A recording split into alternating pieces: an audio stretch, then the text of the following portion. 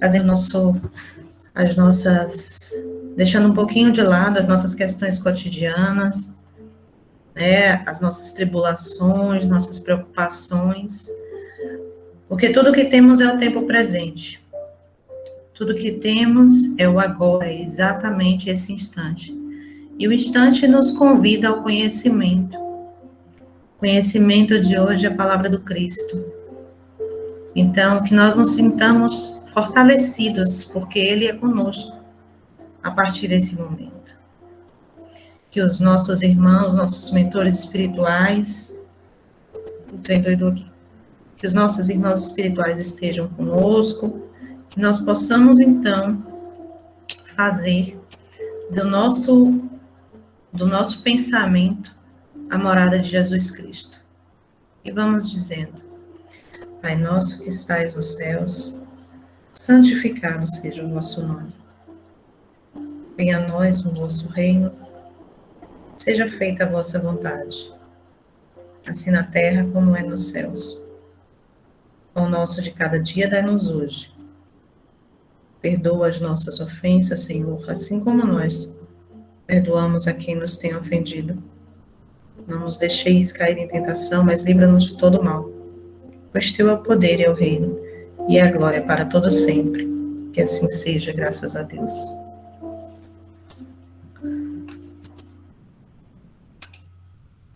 Pessoal, tudo bem com vocês? Espero que vocês estejam, cada um dos presentes, estejam fluindo no nosso curso, estejam fluindo, esteja aproveitando o melhor que cada um, né, esteja aproveitando, e também dos slides que a gente está jogando, né, depois, trazendo novas percepções. Se vocês tiverem buscado algumas coisas, algumas pessoas têm buscado e têm nos relatado isso, que está buscando já bibliografias, estado com o livro dos Espíritos, estado em algumas, assistindo filmes, muito documentário, o pessoal adora também, tá? Só vamos ter cuidado um pouquinho, porque tem muita coisa que não é legal, tá? Que a gente, às vezes, vai aprofundando, e daí, pessoal, então, é nosso dever, enquanto trabalhador de casa espírita, a gente sempre alertar, principalmente porque o pessoal começa assim, às vezes, tem muita coisa que é bacana da gente ver e tal, mas que vai passando por outros meandros e que vai se aproximando muito mais para o que não é espírita, para aquilo que é, principalmente sobre fenômenos mediúnicos, tem muita coisa, se olhar na internet, se você não olhar no YouTube, vai ter coisa assim que a gente fala, gente do céu, é isso mesmo? Uma doutrina filosófica científica, o espiritismo, e não, eu não estou falando dos fenômenos mediúnicos, que são antecessores, extremamente antecessores. Se a gente pensar em Egito Antigo, a gente já tem lá fenômenos, inclusive doutrinas, né, religiões, que eram reencarnacionistas, muito antes da gente sequer pensar em espiritismo. Espiritismo é uma doutrina bebê, né? O Livro dos Espíritos é de 1857, então é um nenenzinho, perto do que a gente tem aí de religiões e doutrinas milenares. Budismo, muito antes do Cristo, por exemplo. Então, a gente tem também, uma figura muito bonita, que é do candomblé. Aí, o que a gente está vendo aí? A gente está vendo os orixás, né? As divindades, todas paramentadas, muito bonitas, ornadas. E tem o Zélio de Moraes, né, como o precursor da Umbanda. E aí já vai a primeira dica de, caso vocês queiram conhecer um pouquinho mais, tem um documentário da TV Cultura que está disponível no YouTube, em uma gravação, inclusive, excelente, eu assisti semana passada para que a gente fizesse essa aula hoje, que fala sobre o Zélio de Moraes, fala como surgiu a Umbanda, a gente vai falar um pouquinho aqui hoje, e fala muito sobre os ritos da Umbanda, fala um pouco sobre o Candomblé, mas fala muito mais da Umbanda por ser uma religião afro-brasileira, né? Então, tem essa passagem muito bonita. Assistam se tiverem curiosidade, se tiverem vontade, se tiverem oportunidade.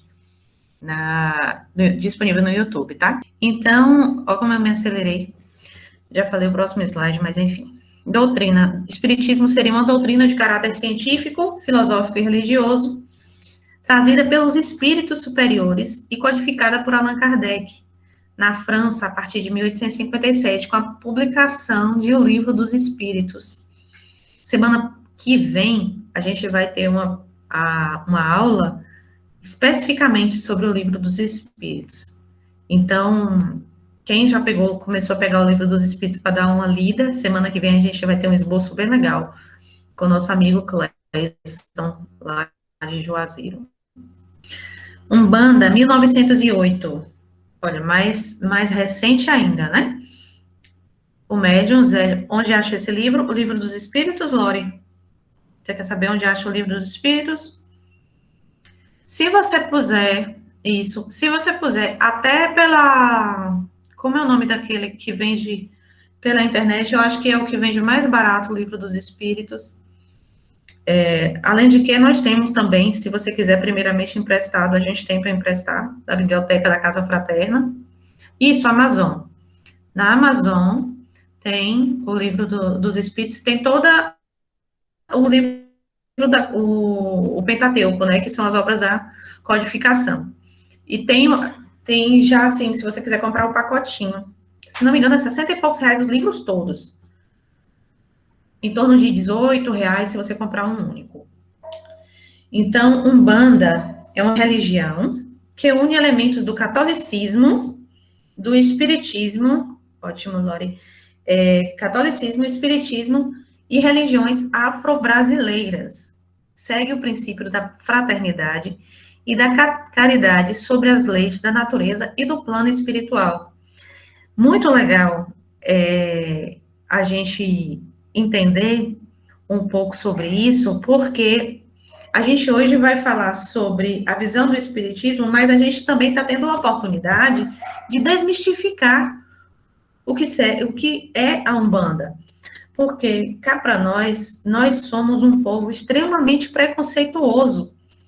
Se o espiritismo, que é uma doutrina filosófico-científica e religiosa, já sofre preconceito, imagine uma religião empírica como a Umbanda, uma religião ritualística, e num país extremamente racista como o Brasil, a gente tem uma doutrina, uma religião afro-brasileira, ou seja, que tem descendência do próprio candomblé, né, que são os rituais africanos trazidos pelos escravos. A gente pensa em tudo isso e como que nós construímos, imagine aí, como que nós, brasileiros, construímos a ideia do que é a religião da Umbanda. Então, que a gente possa, nessa aula hoje, que é um espaço de tempo, uma vírgula numa eternidade, mas que a gente tenha a sensibilidade nossa aberta para entender que a religião do outro é tão perfeita quanto a nossa, porque ela é ideal para cada um que se encontra nela, né? Então, a gente vai ver que o espiritismo é uma raiz umbandista, a Umbanda nasce de um descontentamento, vamos dizer assim. O médium Zélio de Moraes, não contente com a disciplina trazida pelo espiritismo, ele funda a própria religião. E ele diz o seguinte, isso está até disponível como fala, que eu falei da TV Cultura, no documentário. E ele diz o seguinte, que ele fundaria uma religião que pudesse abarcar tudo, entende? Então, assim, dentro do espiritismo, a gente preza pela disciplina. Não sei se vocês já assistiram o filme de Chico Xavier, E Emmanuel diz para ele, anote aí 3 coisas. A primeira é disciplina, a segunda é disciplina, a terceira é disciplina. Né? Então, a Umbanda, vindo com todos os rituais e os paramentos, aquela coisa toda, quando o médium, esse médium Zélio de Moraes e alguns outros médiums vêm para a casa espírita trazendo esses trejeitos, aí, opa, pera, ainda não dá para ser, né? Então, você tem que seguir uma disciplina. Se você está dentro da casa espírita, você vai seguir o que o espiritismo reza, tá? Candomblé é uma religião musical e culturalmente rica, trazida pelos escravos da África no século XVI. Segue as leis da natureza, que tem como divindade os orixás, que cuidam e equilibram as energias da nossa existência. Olha que coisa linda, né? Cuidar das nossas energias e uma fusão muito grande com as energias existentes, extraídas da própria natureza. Então, quando a gente vê todas essas divindades, a gente vê São Jorge no cavalo, a gente vê... Cadê? Que bonitinho. Boa noite, Mi. Quando a gente vê, até mesmo em filmes, sabe, todos esses paramentos e tudo mais, a gente vai se recordar que ali eles estão fazendo o quê? Uma reverência a uma divindade. Cabe nos dizer, inclusive, antes que a gente passe para o próximo slide, que nós estamos falando de 3 religiões que são igualmente monoteístas, porque a gente não pode falar só das diferenças, mas a gente tem que falar também das semelhanças. Então, tanto o Candomblé, quanto a Umbanda, quanto o Espiritismo, são religiões monoteístas, acreditam em um Deus único. Apesar de elas terem todas essas divindades, orixás, terem essas fusões todas, são religiões que acreditam num Deus único, tá bom? Então, não vamos confundir em relação a isso, não. Por exemplo, tem elemento cristão? Sim, dentro da Umbanda a gente tem um elemento cristão, eles têm acesso às ideias do Cristo, sim, aquilo que o Cristo pregou, tá? Então, ele tem essa liberdade, inclusive, de ter o elemento cristão. A Umbanda tem o elemento cristão, ela tem o elemento do Candomblé, tem o elemento do Espiritismo, entendeu? Então, eles agregaram tudo isso. Já o Candomblé, boa noite, Roque, já o Candomblé, ela é uma religião muito mais matriz, tá? Ela vem com uma doutrina que vem da África, e eles trazem e seguem de uma maneira muito mais, o quê? Concentrado naquilo e trazendo tradicionalmente, fazendo os ritos, tá? Seguindo. É lógico que quando ele vem para o Brasil, ele vem tomando algumas questões culturais brasileiras, mas eles tentam seguir o quanto mais possível da tradição que eles trazem da África. Então, a religião musical festeira, né? Aquela festa que a gente vê, que é retratada, aquilo dali nada mais é do que receber os orixás. Então, aquela forma ali, as divindades, elas chegam através da festa. Elas chegam naquele momento ali e tem todo o ritual de incorporação. Porém, existe um traço bastante peculiar nisso daí, que as divindades, elas não dão comunicação, tá? Elas não trazem passividade, como a gente fala, né, mediunicamente falando, eles não falam diretamente com você. A primeira instituição do Candomblé no Brasil surgiu em 1830, embora já existissem reuniões secretas 200 anos antes desta data. Por que reuniões secretas, gente? Gente, tem alguém aí que gosta de história, que vai lembrar um pouquinho de história do Brasil? Vamos pensar um pouquinho, 200 anos antes de 1830. pelo menos 200 anos antes disso, a gente vai para 1600 e alguma coisa. 1630, 1650. O Brasil estava como ali? Nesse período, né? Século 17, né? 1600 e alguma coisa. E aí, pessoal? Vamos lembrar que o Brasil estava engajado, altamente engajado no elemento da escravidão. E, ao mesmo tempo, altamente engajado em trazer, em catequizar os índios e domesticar os escravos. Então, logo sendo, logo sendo assim, quando a gente contextualiza historicamente o candomblé, a gente vai perceber que o candomblé, ele sofre o preconceito até hoje, um preconceito que vem de séculos atrás, porque a própria matriz africana não era algo que permitisse um culto religioso que não fosse o catolicismo. Entendeu aí? Tá dando para entender, gente? Ou eu tô viajando e não tá pegando o fio da meada, porque eu viajo mesmo. Fala para mim aí. Boa noite, Tan. Boa noite, Rock. Dá um feedbackzinho aí para mim. Vocês estão digitando, vocês dormiram?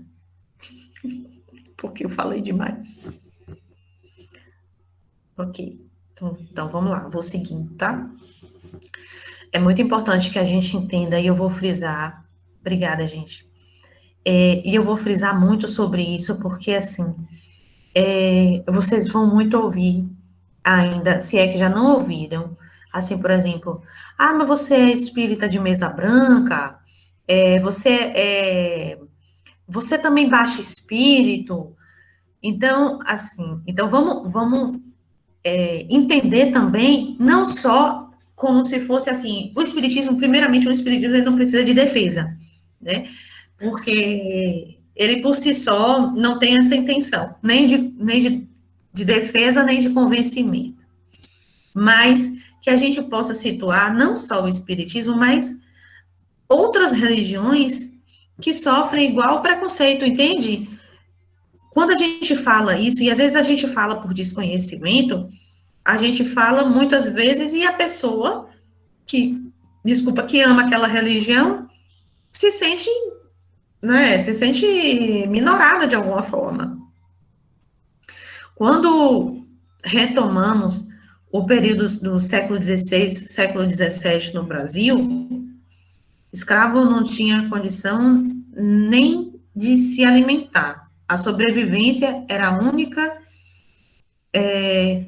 única ideia fixa em suas cabeças.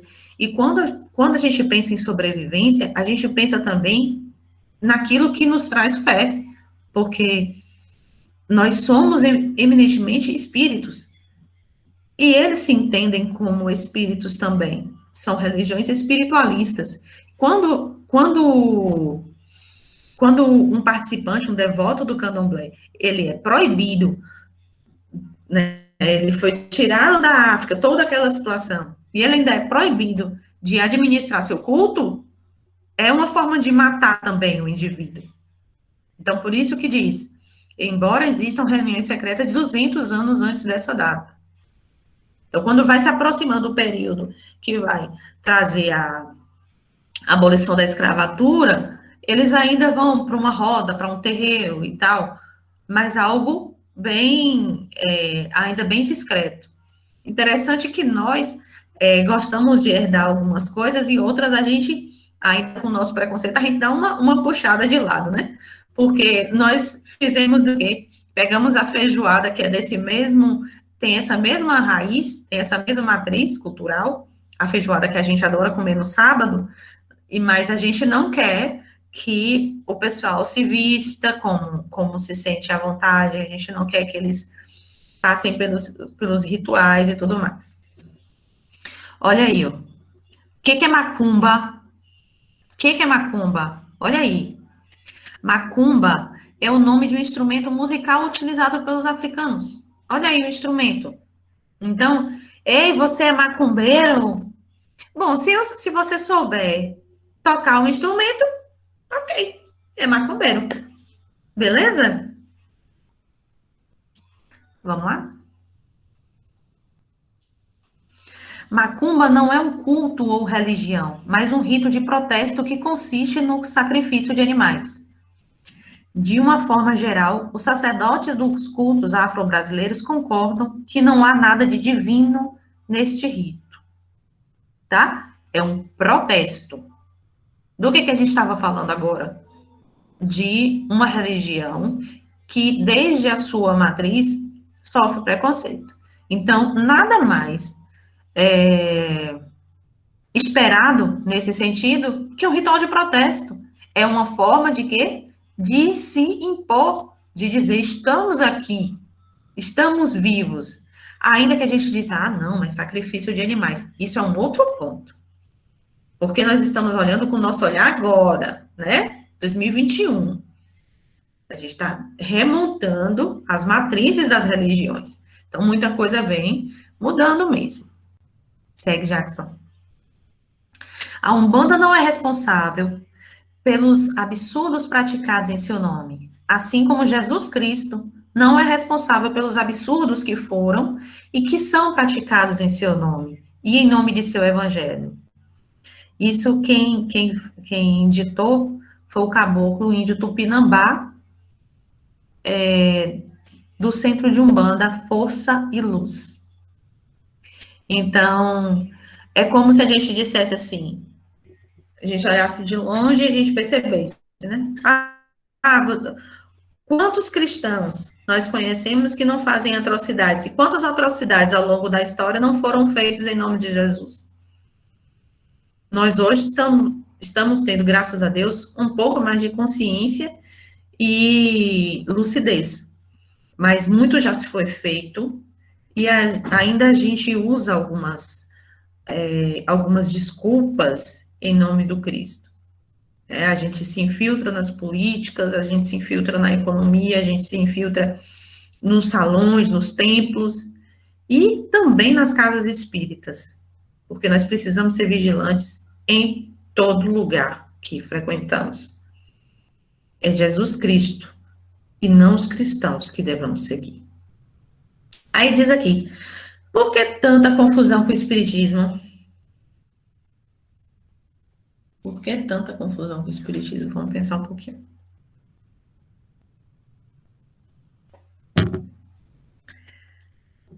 Por que será que a gente embola tanto esse meio de campo? Igual eu estava falando, né? Ah, espírita de mesa branca, recebe, são terminologias, né? Expressões. Vamos lá, Jackson. Pela confusão que a população em geral faz entre a atividade espírita e a prática de bruxaria, macumba e outros rituais e cultos a forças da natureza e aos mortos. Então, você percebe que já tem o tom, o quê? Pejorativo, né? Atividade espírita, aqui. Prática de bruxaria, aqui. Macumba, aqui. A gente vai entender o que é cada um desses pontos. Segue. A rápida expansão da Umbanda deveu-se pelo seu utilitarismo, ou seja, seu benefício. Primeiro ponto. Interesses pessoais de ordem material, cura de moléstias, né, cura de doenças, enfim, arranjos de vida, negócios, amores contrariados. Gente, vocês acreditam nos rituais? Fala aí pra mim, o que vocês acham desses rituais que a gente conhece pejorativamente como macumba, feitiço, o que mais que tem? O pessoal fala? Arranjo? Não. Trabalho, o pessoal fala trabalho. E aí, o que vocês pensam a respeito disso? Se não quiserem ligar o microfone, escrevem para mim. Vamos pensar junto aí? que será? O que são esses trabalhos?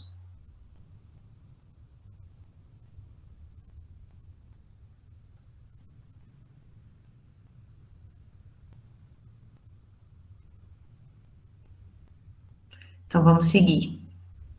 Ninguém quer escrever, não. Se você quiser escrever, escreve depois também, não tem problema não. Não esclarecendo a seus adeptos de que o mal e a cura vêm do próprio homem, que deixa nas mãos de terceiros as decisões que eles mesmos deveriam tomar. Então, vamos tentar entender aqui. Volta no slide anterior, Jackson, para a gente concatenar as duas ideias.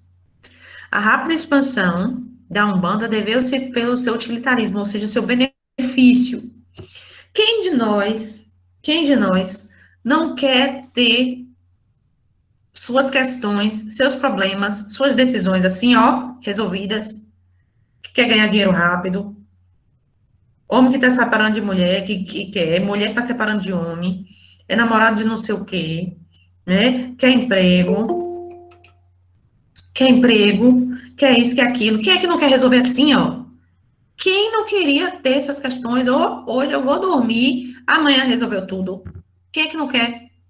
Né? Quando ele diz assim, ó, interesses pessoais de ordem material, cura de moléstias, dormiu doente com a espinhela caída lá, quando é amanhã, a espinhela não tá caída mais, já tá dando cambalhota.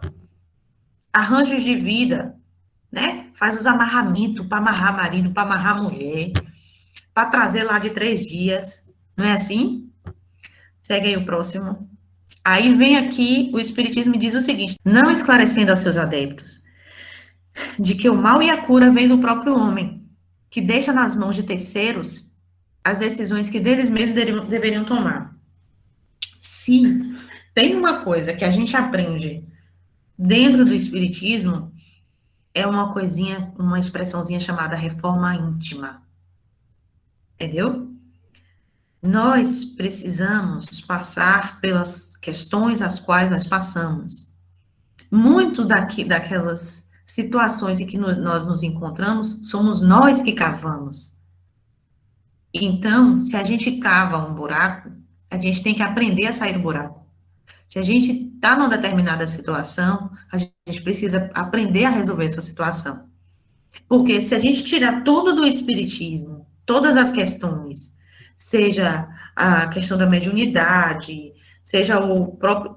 A gente tira tudo isso e a gente tem a reforma moral, a gente tem o nosso íntimo, a nossa essência transformada, é porque a gente ficou com a principal essência, que é o quê? Seguir as palavras do Cristo. Mesmo que a gente nunca passe por nenhuma questão mediúnica, etc. e tal. Mas se a gente pega a questão da essência e transformar o nosso eu num eu cada vez mais divino, nós vamos entender que ninguém pode resolver uma questão que é nossa. E eu não estou nem falando problema, estou falando questão. Tá? Pode ir lá, Jackson. A Umbanda, indiretamente, coopera com o Espiritismo, pois leva seus adeptos à possível adoção a ele, onde encontram esclarecimento espiritual, conduta moral, difusão evangélica e espiritualização. O que acaba acontecendo? Muitos adeptos ao espiritismo, pessoas que hoje estão perfeitamente, se sentem engajadas, se sentem espíritas, ela teve o processo de espiritualização passado primeiro pela Umbanda. E muitas pessoas, elas vêm do catolicismo, aí sente uma necessidade de se espiritualizar. Se insere na Umbanda, e depois disso, o quê? Percebe que tem algumas questões que não estão muito bem, não estão se focando muito bem, e aí se contempla dentro do espiritismo. Então, por isso que ele diz que, indiretamente, a Umbanda acaba cooperando para o espiritismo, porque existe, sim, essa possibilidade, e a gente vê isso acontecendo demais. Segue, Jackson. O homem no domínio de sua vida, responsável por seus atos e escolhas. Foi isso que eu falei agora? Não foi isso? temos o domínio de nossa vida. Não temos o domínio daquilo que é externo, mas as nossas decisões temos. Quando nós estamos, como eu vou dizer, num processo de entender a nossa essência, nós vamos nos percebendo como responsável pela lindeza ou pela feiura dos nossos dias, tá? Porque nós temos a capacidade plena de mudar o nosso cenário. Não sei se vocês já viram, hoje eu revi um videozinho que são dois passarinhos, uma calopsita bem bonitinha e um periquito que não tinha uma pena. E aí a calopsita toda enjoadinha, e aí fica o periquito todo careca feinho dançando. Aí diz o seguinte, aí tem uma frasezinha embaixo escrita assim, não importa o quanto você é bonito, importa você acordar feliz. E é isso, é você transformar o seu cenário. Aí diz assim, mas pelo amor de Deus, minha vida tá enfiada na desgraça, toda tá acontecendo comigo, é tragédia em cima de tragédia. Mas você tem condição de passar por essas coisas todas. Senão não estaria lhe acontecendo. Senão Deus não seria justiça, tá? Ele é justiça, mas é também misericórdia, e nós não estamos sozinhos. Então, quando nós passamos pelo que nós passamos, nós temos condição sim de sair das situações. E toda vez que nós saímos, nós temos condição sim de nos fortalecer. Tá? Próximo. Por que não tem preto velho e índio no espiritismo? As pessoas se perguntam, né? Por que não tem? Aí, peraí. Não tem como. Vamos lá? Aí diz. Todos os espíritos são bem recebidos no centro espírita. Todos. Se o objetivo é auxiliar ao próximo, integram as equipes de trabalho da casa. Tá? Então, assim, as pessoas falam, não tem. Tem sim. Se o objetivo for auxiliar o próximo, como todos, integrar as equipes de trabalho da casa, tudo bem. São muito bem aceitos. E acho que, eu não posso falar em porcentagem, mas na maioria das casas espíritas. Porém, né, do contrário, receberão esclarecimentos e vibração de amor e serão auxiliados. Porque da mesma forma, como tem, por exemplo, espíritos que nos aparecem em sessões mediúnicas, vamos dizer assim, padres, pastores, que se encontram desencarnados e que estão passando por situações de extremo sofrimento, ou que são obsessores, ou que estão completamente desesperados. Da mesma forma, temos também preto velho, que está na mesma condição, porque não é essa condição perispiritual. Depois eu vou explicar o que é perispírito. Não é essa condição que vai dizer se o espírito é elevado ou não, tá? Então, não é porque é preto velho que é elevado ou que não é elevado. Não é porque X ou Y, ou porque fala bonito e tal e tal. Mais adiante a gente vai ver a natureza dos espíritos, tá bom? O Espiritismo e as doutrinas espiritualistas, tá? Aqui é uma bibliografia. Deolino Miranda afirma que, como forma religiosa, a Umbanda não tem correspondência com o Espiritismo, pois ambas têm seus aspectos particulares, os seus comportamentos específicos, as suas características próprias. Então, lá atrás eu falei, o Espiritismo, a Umbanda coopera com o Espiritismo, mas elas são distintas.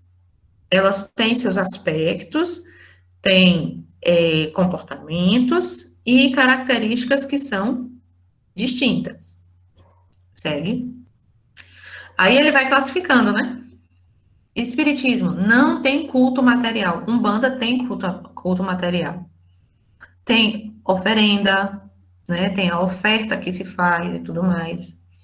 No Espiritismo a gente não tem. No Espiritismo não tem ritual.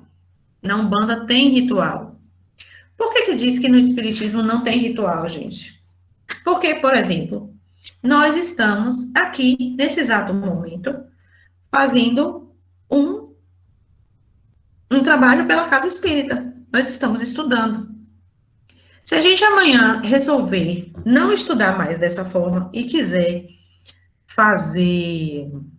pegar o estudo nosso e ir para debaixo de uma árvore, fazer o estudo, ok. O que importa é a essência daquilo que a gente está, ok, compartilhando, passando, ensinando, aprendendo, tal. Não tem uma coisa que vai dizer assim, olha, você vai ter que fazer isso e seguir. Você entendeu como é que é? No Espiritismo não prescreve qualquer forma de paramento, nem comporta o formalismo de funções sacerdotais. A gente não tem uma vestimenta específica, a gente não tem um comportamento que a gente tem que fazer. Até que muito espírita hoje faz isso, né?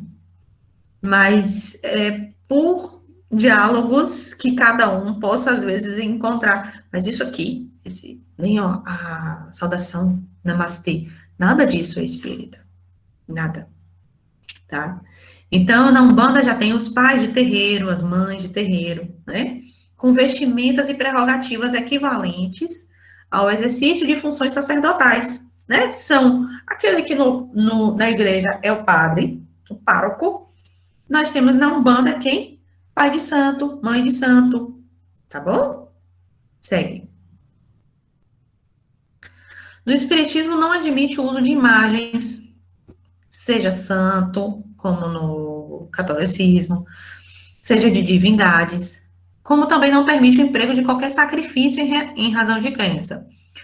A gente, dentro do Espiritismo, a gente vai entender que os animais têm a mesma, nós devemos o mesmo respeito. A gente não tem adoração aos animais, mas a gente deve respeito aos animais. Então, portanto, a gente não tem nenhum tipo de sacrifício, derramar um sangue que for de uma barata. Já na Umbanda tem imagem altar, como ainda sacrifício de animais, nos casos em que suas crenças permitem tal prática. Provavelmente algumas casas de Umbanda já estão mais se afastando, né, dessa linha. Então, o Espiritismo não tem sinal cabalístico nem símbolo. Já na Umbanda tem sinal, tem ponto riscado, tem diversas formas que são representativas. Segue, Jackson. Pode seguir, amigo. No Espiritismo, além de todos esses aspectos, evidentemente diferenciais, o Espiritismo rege-se por um corpo de doutrina homogênea, codificada por Allan Kardec. Já a Umbanda não se rege pela doutrina codificada por Allan Kardec. É uma religião espiritualista, porém não espírita. Outra coisa, pessoal, não existe kardecismo, como muitas pessoas falam, eu sou espírita kardecista. Não existe, tá? O que existe é o espiritismo. Porque Kardec, ele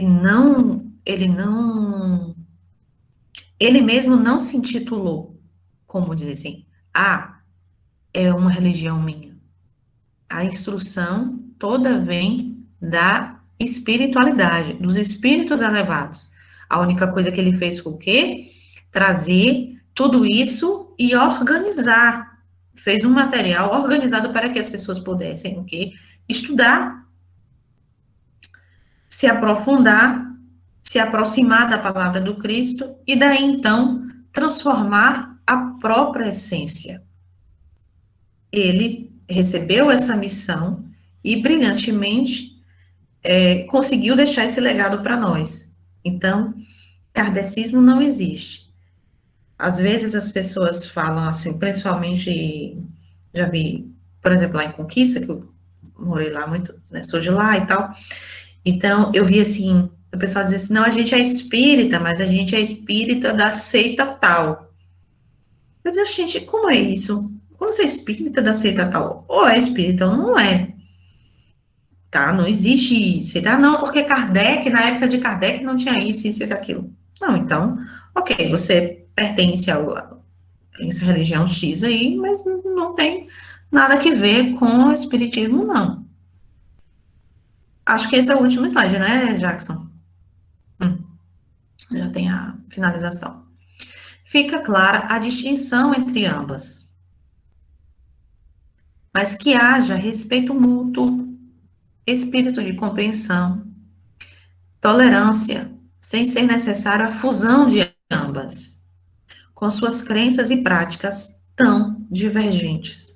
Então, eu já abri a aula de hoje falando sobre o respeito às religiões e o nosso material hoje fecha frisando a mesma coisa, que nós tenhamos os olhos de ver a beleza que é a religião do outro. Afinal, como os dedos de nossas mãos, somos todos diferentes, porém com direitos iguais. Não é isso? E vamos abrir aqui na nossa finalização. Quem quiser fazer pergunta, olha aí a bibliografia. Quem quiser fazer pergunta, acrescentar, divergir, ótimo, divergir. Então, tá aberta aí, tá? Quem quer, quem se dispõe. Dentro do que a gente vem aprendendo, vocês tem nascido em vocês algum tipo de vontade ou de curiosidade a mais? As pessoas, algumas, já estão trazendo para a gente no privado, mas talvez seja interessante também, pessoal, trazer para o grupo, né? Porque às vezes fica com vergonha e tal, mas é isso, faz parte. Faz parte, a gente vai quebrando aí um pouquinho, vai, nem que seja. Lore, eu sou nova, ainda estou aprendendo. Lore, nós também estamos. Eu não me. Eu, não, eu acho que eu nasci dentro da doutrina espírita e ainda estou aprendendo. Então, o dia de aprender só tem dia de começar. Não tem dia de. Não tem dia de parar. Quando a gente percebe que a gente está reeditando o nosso livro, o livro da nossa vida, a gente só quer aprender. É assim que a gente renova o nosso espírito. Quando Jesus disse que nós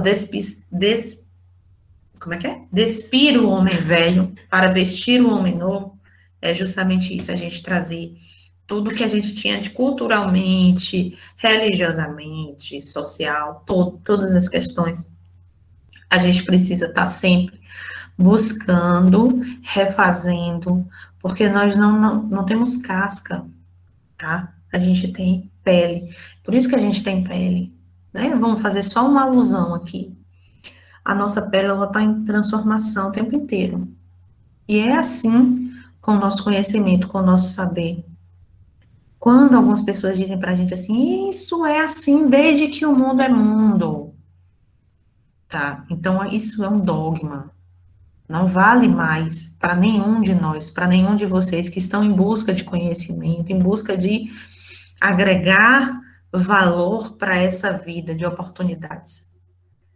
Que nós possamos, então, trazer essa oportunidade de vida e expandir cada vez mais o nosso conhecimento, transformando em sabedoria. Eu falo isso todas as aulas.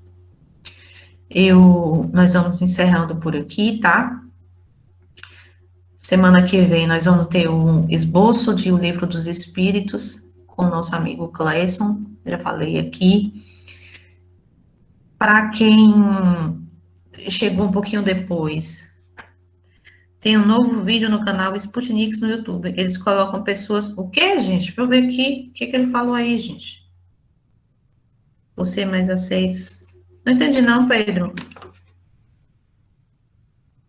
Cadê? Cadê? Onde é que eu vejo aqui o que ele comentou? Ah, aqui, né? O que Pedro falou? Tem um vídeo no canal Sputniks no YouTube. Eles colocam pessoas que não se conhecem para que tirem conclusões sobre o outro. Colocou um pastor e um bandista explicou que há essa fusão da Umbanda e do Espiritismo na cabeça de muitos, pois a intolerância religiosa é tão grande que eles se intitulam espíritas por ser mais aceitos. Imagine você não poder professar aquilo que você ama, porque quando a gente entra para uma religião, a gente aprende a amar a religião. E aí, imagine ter que dizer assim, não, eu sou espírita, sendo que no coração está batendo o quê? O rito da Umbanda. Vamos aprender a aceitar. Roque, Bezerra de Menezes é do mesmo segmento de Kardec. Olha só, Dr. Bezerra de Menezes, ele foi um dos apóstolos de Cristo, tá? E até onde eu estudei, não foi revelado qual exatamente dos apóstolos de Cristo Dr. Bezerra de Menezes é. Mas Dr. Bezerra é, sim, do mesmo segmento espírita. O que acontece é que Dr. Bezerra de Menezes, gente, vou falar um pouquinho sobre ele, contextualizar para a gente, tá? Dr. Bezerra, ele é um dos espíritos patronos do Brasil. Ele tem uma elevação espiritual muito grande, apesar de sua humildade, que é uma coisa assim fantástica. E ele, quando encarnado, ele foi um médico, né? E atuou inclusive aqui na Bahia. Dr. Bezerra, hoje na espiritualidade, ele continua fazendo cirurgias espirituais, curas fantásticas, traz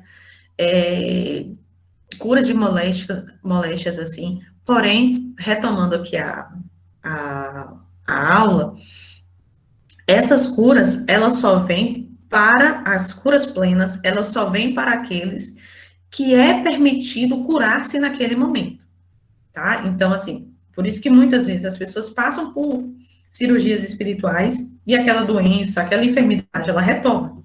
Porque Jesus não permitiu. Por que Jesus não permitiu? Porque fazia parte do escrito da história daquela pessoa passar por aquilo naquele determinado momento. Então, às vezes, tem o quê? Uma doença que agravar, ela fica menos agravada. Ou aquela situação, daquela dor, aquilo que a pessoa passava naquele momento, fica menos dolorido. Então, às vezes, a situação é só amenizada. E Dr. Bezerra faz essas curas também quando ele é chamado em centros de Umbanda.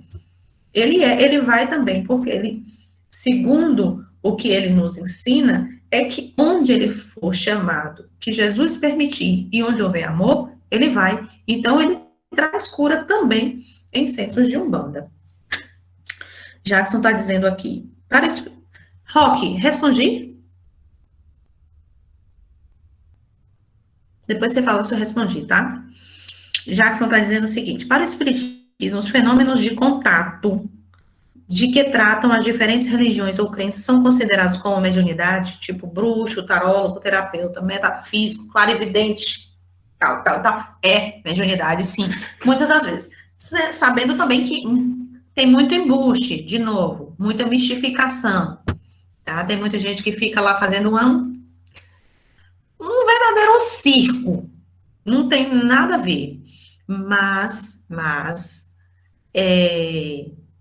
existe sim mediunidade por trás daquilo ali tudo, tá? Em tarologia, como cartomancia, quiromancia, que é a leitura da mão, tá? Alguns tipos de terapia, sim, clarividência é uma forma.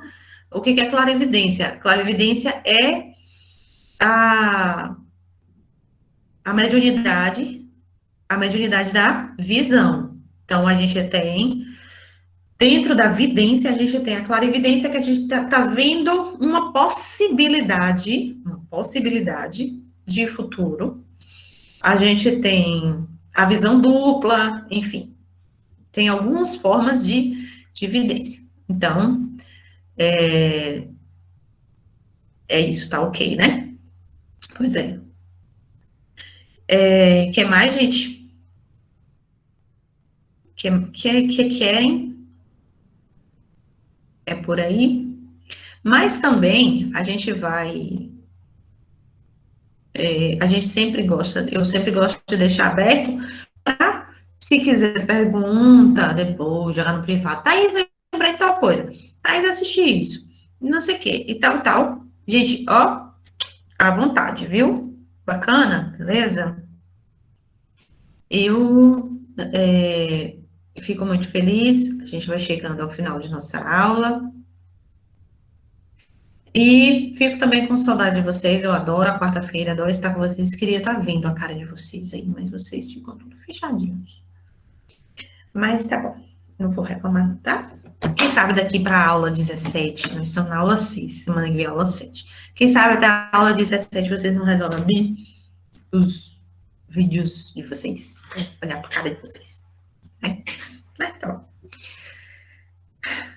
Vamos finalizando, então. Eu fechei a musiquinha, mas vamos lá. Vamos aproveitar para silenciar também os nossos corações, que a gente possa sintonizar com a nossa melhor essência, com o nosso melhor eu, nossa melhor versão de nós,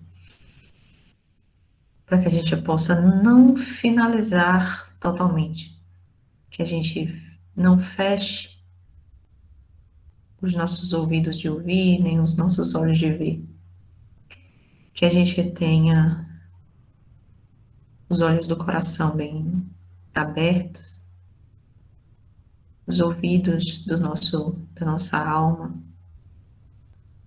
bem apurados, para que a gente possa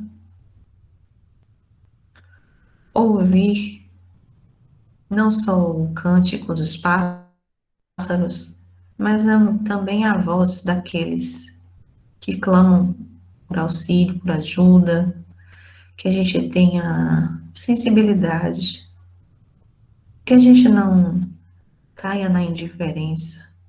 É tão ruim ser indiferente, é tão ruim, é tão triste achar que tá tudo ok.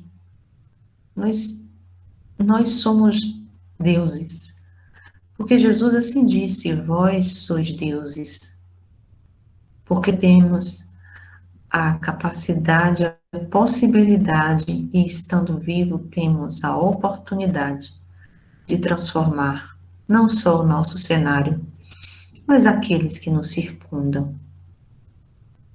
Que possamos aprofundar não só no conhecimento, mas também do amor do Cristo, elevando os nossos pensamentos a Ele, e estendendo toda essa energia, essa graça para os nossos familiares, para os nossos amigos e, sobretudo, para aqueles que ainda não aprendemos a amar. Que nós internalizemos que somos todos irmãos, como assim Cristo o disse. E para finalizar, vamos saudando os nossos irmãos, companheiros da Casa Fraterna de Cacolé, fortalecendo essa energia cada vez mais. Os nossos mentores espirituais, nossos espíritos amigos, agradecendo a oportunidade de estarmos juntos. E na oportunidade vamos pedindo bênção a Jesus, e se for de nossa dignidade e merecimento, que estejamos juntos na nossa próxima quarta-feira. Que assim seja, graças a Deus. Gente, tem uma pergunta muito legal aqui do Rock, apesar de que a gente já fez a nossa prece, mas eu não posso deixar de responder. Ele diz o seguinte: católicos ou evangélicos, quando falam em línguas, a presença de espiritismo, na verdade, a presença de espírito, né, Rock? Sim, eles, em cada em cada religião, às vezes eles falam em revelação, eles falam em a igreja pentecostal, por exemplo, né, evangélica pentecostal, eles têm a revelação, dentro do catolicismo eles têm a palavra do Espírito Santo. Aquilo nada mais é do que comunicação mediúnica. E muitas das vezes é falado em outras línguas, porque eles ainda, como eles ainda não têm uma disciplina, como a gente aprende dentro do Espiritismo, para que a gente dê comunicação apenas que se possa ter entendimento, então vem espíritos de toda a ordem e fazem essas comunicações em línguas distintas, sim. E muitas dessas comunicações não têm o quê? Entendimento por aqueles que presenciam, tá? Então, gente, vamos ficando por aqui. E se tiver mais pergunta também, traz para a próxima aula, tá bom? Muito obrigada. Que Deus esteja com cada um de vocês. E até a próxima. Obrigada, Jackson. Você é meu cameraman favorito. Beijo no coração de vocês.